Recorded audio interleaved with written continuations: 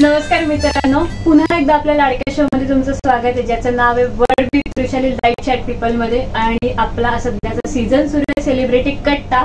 आणि आज आपल्या पाहुण्या आहेत सगळ्यांच्या लाडक्या प्राजक्ता माळीताई. सो आपण त्यांच्याशी आता थेट गप्पा मारणार आहोत आणि तुम्हाला काही प्रश्न असतील तर आपण कमेंट बॉक्स मध्ये नक्की टाका. तर प्राजक्ता, आधी सगळ्यात आधी प्राजक्ता माळीताई नाही म्हणायचं, प्राजक्ता ताई म्हणेन. अर्थात नाही, एक्सपिरियन्स एज वाईज माझ्यापेक्षा खूप मोठी आहे. सो ताई, तुला मला पहिलाच प्रश्न विचारायचा की एकतर तू खूप बिझी शेड्यूल मधनं आम्हाला आज वेळ दिला, सो त्यासाठी थँक्यू. आणि आता थेट गप्पांना सुरुवात करूयात की एवढी छान जर्नी आहे आतापर्यंत, हास्य जत्रेच्या आपल्या अँकरिंग पर्यंतचा प्रवास जो आहे तो आमच्याशी थोडासा डिस्कस करशील? सर्वप्रथम मी सांगू इच्छिते की ऍक्टर होणं हे काही डोक्यात नव्हतं. It wasn't a plan at all. मला भरतनाट्यम मधून BA-MA करून मग पुढे PhD करायची होती. तसं BA-MA झालं, PhD नाही झाली. मी इकडे आले मुंबईला आणि अचानक भयानक ऍक्टर झाले, अचानक भयानकच अँकर झाले.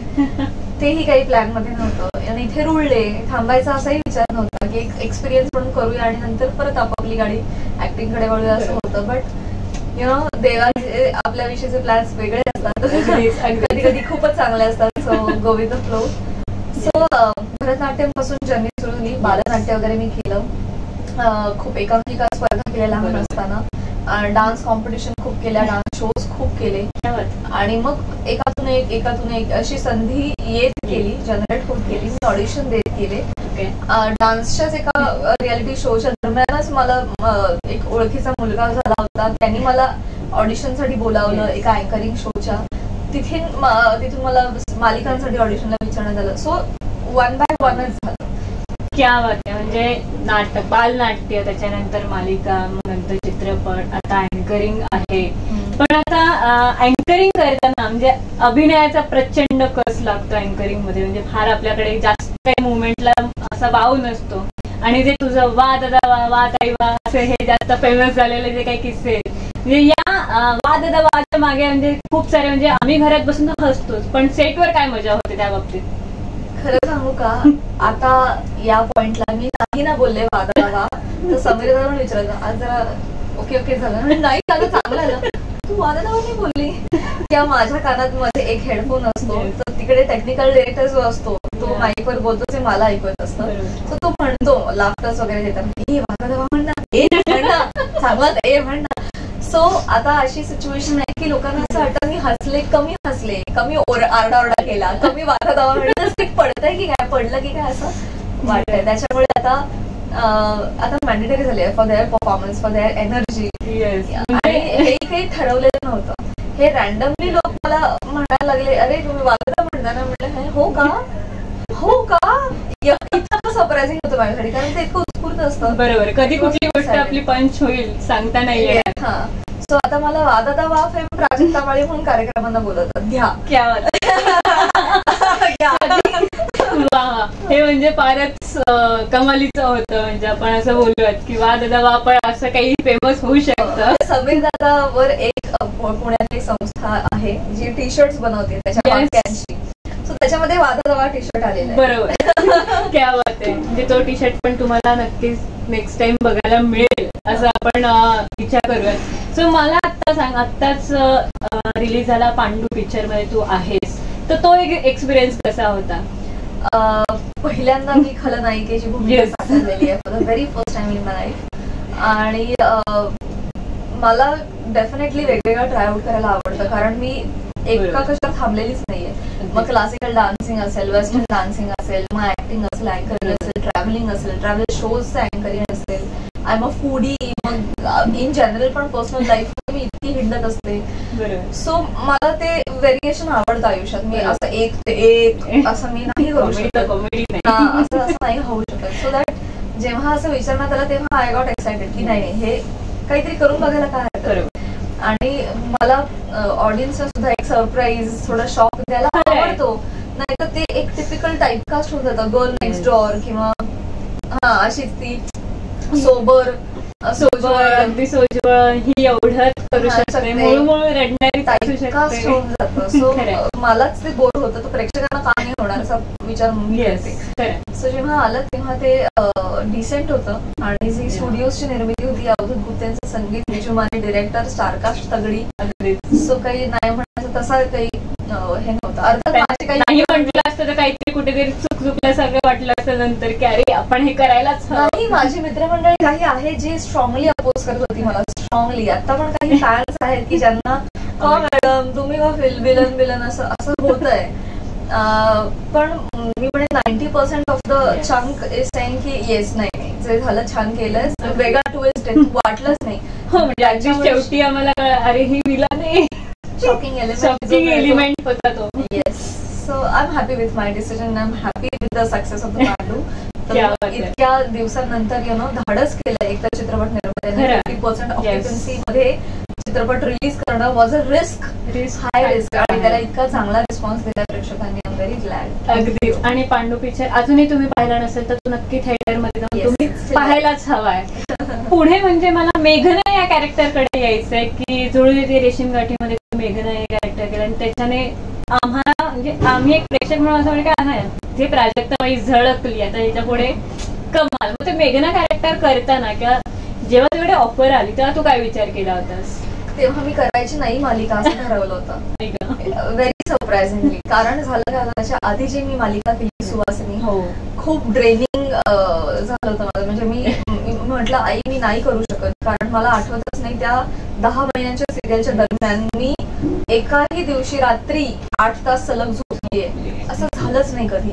इतकं हेवी शूट असायचं, एकही दिवस सुट्टी मिळायची नाही. पर्सनल लाईफचं तर म्हणजे माती सगळं. त्यामुळे मी डिसाईड केलं होतं की मी मराठी सिरियल नाही करणार. त्या दरम्यान एक हिंदी सिरियलची ऑफर पण होती, तर समहाव माझ्याच डेट्सच्या गोंधळामुळे ती झाली नाही. पण मी आईला म्हणत होते की येणार हिंदी सिरियल, सो मी करायचंय, जर एवढंच काम करायचंय तर मग हिंदी का नाही करायचं, सो थांब. पण माझ्या आईची जाम इच्छा होती की झी मराठीचा रीच खूप चांगला आहे. तेव्हा तर झी मराठी खूपच नंबर 1ला होता.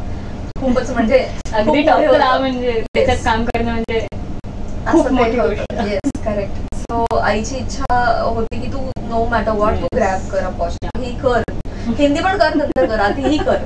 सो आईच्या इच्छेत तर ते झालं. पण लेटर ऑन येस लोकप्रियता बघून मग मी पण असं की oh my God I think it is good. पण मग मेघनाला स्वतःशी रिलेट करता आलं का कधी, म्हणजे ते कॅरेक्टर आणि प्राजक्ता असं काही? नाही खरं तर त्या तिच्यामध्ये आणि माझ्यामध्ये एवढीच साम्य गोष्टी आहेत खरं तर की चेहरा आणि आवाज तेवढं. बाकी इतकी मुळू मी अजिबात नाही, इतकी डिपेंडेंट मी अजिबात नाही. नाही म्हणजे संबंध केला मी. म्हणजे तिथे खरं तर अभिनयाचा कस लागला असं म्हणूया तिथे. येस. पण मग आता आपण हास्य जत्रेकडे येऊयात परत, की जेव्हा तुला विचारलं की हास्य जत्रेत तुला अँकर व्हायचंय तर तेव्हा काय म्हणजे डोक्यात होतं की नाही आपल्याला? तेव्हा ऍब्सोल्युटली तयारी नव्हती. तेव्हा ती आउट ऑफ फिअर होती की anchoring is a difficult job. म्हणजे ते अँकर कशाला म्हणतात नाही ना, जहाज जे ज्याच्यावर तरलं जातं त्याला अँकर म्हणतात. अँकरिंग म्हणजे तुम्ही ऍक्च्युअली तुम्ही दुवा असता प्रेक्षकांमधला, कलाकारांमधला. आणि मला एकच काहीतरी होत आहे, आयदर परफॉर्मर ऑर ऑडियन्स मधलं जे आहे ना हे खूप डिफिकल्ट आहे. तुमची लँग्वेजवर कमांड पाहिजे, तुमच्यात तेवढा कॉन्फिडन्स पाहिजे. एक्झॅक्टली. तुम्ही जर चुकता, इथे आमच्या इथे लोकांना चुकायची भीती वाटते, कारण तुम्ही एकदा चुकलात की त्याच्यावर जोक्स पडतात इंटरनल खूप. म्हणजे ते आणि ते आम्ही फेमस करत होतो. माझं फरसाण खाणं इतकं फेमस झालंय आणि मला असं वाटतं की एवढं जेवढं फेमस झालं ना तेवढं नाही खात मी फरसाण. सो तुझं फरसाण खाणं असो, प्रसादाचं पार्टी न देणं असो. सो मला खूप भीती वाटत होती की हा डिफिकल्ट जॉब आहे, हा मला नाही जमणार. पण सचिन गोस्वामी, सचिन मोठे, वेटमलाउड प्रोडक्शन, गणेश सागडे यांनी तू करशील का, कर तू, कॉन्फिडन्स त्यांना होता. त्यांनी खूप बळ दिलं. पहिला तरी सीझन मी म्हणेन की मी जरा चाचपडत होते. Later on me show enjoy करायला लागले. सो मी आता पण मी हे खूप प्रामाणिकपणे सांगते सगळ्यांना की मी अँकरिंग पेक्षा मी पहिला प्रेक्षक आहे या शो. सो मी खूप एन्जॉय करते ते बघून. बाकीचे पण परफॉर्मन्स त्यांना एनर्जी मिळते. सो मी एनहान्स करते हॅपीनेस, दॅट्स इट. आणि अजूनही anchoring I don't think so. मी त्यासाठी नेहमी शो एन्जॉय करायला इथे असं मी बघते याच्याकडे. क्या बात आहे. हा, हे स्पिरिट पाहिजे खरं तर. म्हणजे समोरच्याने आपल्याला कॉन्फिडन्स देणं आणि नंतर आपल्याला तो आपल्याबद्दल कॉन्फिडन्स देणं. सो तू सुरुवातीला तू भरतनाट्यम करतेस, नंतर तुला त्याच्यात पीएचडी पण करायची होती, पण ते नाही जमलं स्वभाव. पण मग ती आवड कशी जपतेस सध्या? म्हणजे इथे तर आम्ही बघतो तू परफॉर्म करतेस सुरुवातीला, पण त्या भरतनाट्यम कसं आवडी करते? नाही होते खरं तर, टू बी व्हेरी ऑनेस्ट, अजिबात नाही होते. माझे गुरु खूप रागावलेत माझ्यावर त्यासाठी की खूप कमी डान्सर्स सिरियस असतात टुवर्ड्स क्लासिकल डान्सिंग किंवा करिअर म्हणून चूज करतात, किंवा त्यांना येतही असतं. असं खूप रेअर कॉम्बिनेशन आहे. तुम्ही ऍक्टर काय पळता, असा थेट सवाल होता माझ्या गुरूंचा. पण मी ते न करता मी अष्टांग योगा करते. मी ते परस्यू केलं for the physical fitness. So एक साधना कुठली तरी मी जपली, म्हणजे इफ नॉट डान्सिंग ॲटलिस्ट हे. कारण मला इकडे खूप चांगली टीचर मिळाली. क्लासिकल डान्सिंग साठी जोपर्यंत समोर कोणी बसत नाही ना तुमच्या, तोपर्यंत तुम्ही तेवढं नाही वर्कआउट करू शकत. चुकलंय कुठे हेही कळणार नाही कळणार. सो आय थिंक ती साधना मी इकडे हे करून काढते. अगदीच. आता म्हणजे शेवटी आपण की एवढं सगळं शेड्यूल, बिझी शेड्यूल, त्याच्यात आपल्याला आपलं स्वतःचं डाएट पण आहे. हे नाही खायचं, फरसाण नाही खायचे, हे खायचं नाहीये आपल्याला. पण मग ते डाएट कसं तू फॉलो करतेस? खूप ना बेसिक गोष्टी मी फॉलो करते आयुष्यातल्या, जे मी सगळ्यांबरोबर शेअर करू इच्छिते. एक, मी साखर नाही खात अजिबात. मी गुळाने रिप्लेस केलाय त्याला, साखरेला. ओके. आणि म्हणजे गुळ खायचं म्हणजे दिवसातून 5 कप चहा वगैरे असं काही करायचं नसतं. 2 कप चहा वगैरे, दॅट्स इट. म्हणजे तू चहा प्रेमी आहेस? चहा आवडतो, माझं होत नाही. हा. सो ते. दुसरा मुद्दा, जेवल्या इमिजिएटली कधीच स्वीट खायचंच नसतं. सो ऑलरेडी जेवणामुळे तुमच्या शरीराला जी गरज असते न्यूट्रिएंट्सची ती पूर्ण झालेली असते. त्याच्यावर तुम्ही जे खाता ना ते सगळं फॅट्स मध्ये कन्वर्ट होतं. एकावर एक लेअर तुमचे मांसाचे चढत जातील. सो ते. थर्ड गोष्ट, मी शाकाहारी आहे. ओके. सो त्याचे पण एन्झाईम्स, जे प्राण्यांमधले एन्झाईम्स माणसाच्या शरीरासाठी उपयुक्त नसतात, हानिकारक असतात. सो बऱ्याच वेळा हे पटणार नाही, असं नाही बोलायचं, आमचं प्रेम आहे. I know once upon a time मी पण नॉनव्हेज खायचे आणि माझं चिकन बिर्याणी आणि माझं फेवरेट होतं. म्हणजे मासे पण मला प्रचंड आवडायचे. पण वन फाईन डे एक डॉक्युमेंटरी आहे नेटफ्लिक्सवर, ओके, गेम चेंजर. ती तुम्ही बघा. ती अर्नॉल्डनी वगैरे प्रोड्यूस केलेली आहे आणि he has become vegetarian after producing that web series नाही, डॉक्युमेंटरी. सो तुम्ही बघा. म्हणजे मी एवढं सगळं कव्हर नाही करू शकणार, तर ते त्याच्यामुळे पण आहे ना सगळी सिस्टीम माझी इंटॅक्ट राहते. चौथी महत्वाची गोष्ट, सूर्यास्तानंतर हेवी काही खायचं नाही. सो सूर्योदय पासून सूर्यास्तापर्यंत तुम्ही दगड पण खा, पचतील. पण रात्री तुम्ही 11ला जेवाल तर मग ते नाही पचत, ते अर्धवट होतं काहीतरी. आणि पाचवी जनरल एक गोष्ट आहे की पाणी कधी प्यावं, झोप किती इम्पॉर्टंट आहे, या गोष्टींचं मला महत्व कळलंय. सो मी ते जपते आणि ते डिरेक्टली आपल्या डायजेशनवर आणि आपल्या वेलबिंगवर डायरेक्ट इफेक्ट करतं किंवा अफेक्ट करतं. सो दॅट एवढ्या बेसिक गोष्टी मी पाळते. आणि आठवड्यातून किमान 3दा तरी घाम येईपर्यंत तुम्ही व्यायाम केला पाहिजे. तेवढं तरी झालं पाहिजे किमान आठवड्यातून 3. रोज केलं तर नथिंग लाईक इट.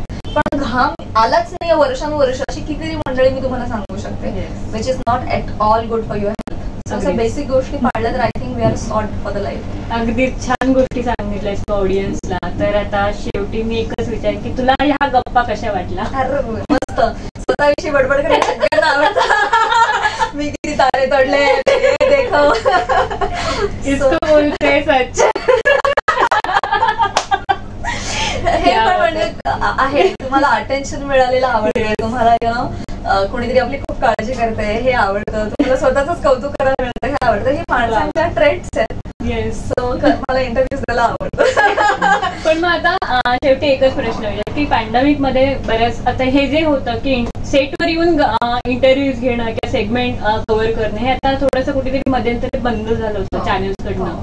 आता ते पुन्हा एकदा सुरू होत आहे, तर ते कसं वाटतंय तुला की सेटवर येऊन आपले इंटरव्ह्यूज होतात? फायनली बरं वाटतंय, कारण आता सॉरी टू से पण मी पकले होते लॉकडाऊन मध्ये इन्स्टा इंटरव्ह्यूज देऊन पकले होते. ऑल्सो काय व्हायचं ना, सगळेजण सेमच प्रश्न विचारतात. जसं आमचं पिक्चर प्रमोशनच्या बाबतीत प्रत्येक आर्टिस्ट होतं, प्रत्येक ठिकाणी आम्ही प्रमोट करायला जातो फिल्म, क्वेश्चन तेच असतात, कपडे फक्त आम्ही बदलून जातो आणि तेच बोलत राहतो. हे खूप पकाऊ आहे. सो त्या दरम्यान तसं फटिक आला होता. एका पॉईंट नंतर मी संपवलं, मी नाही देणार माझं तेच तर बोलायचं ते. मग त्या इंटरव्ह्यू मध्ये जाऊन बघा आता हे काय बोलायचं, कॉपी करा.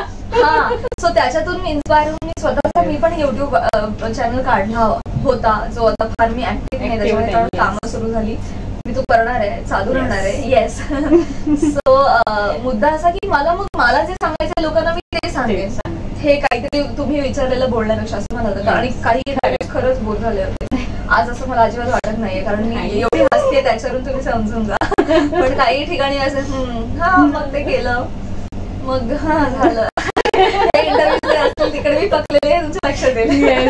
आज नाही झालंय ते छान, म्हणजे मला फार खूप दिवसांनी कोणीतरी सेटवर आलेलं आहे. आय थिंक खरंच खूप दिवसांनी.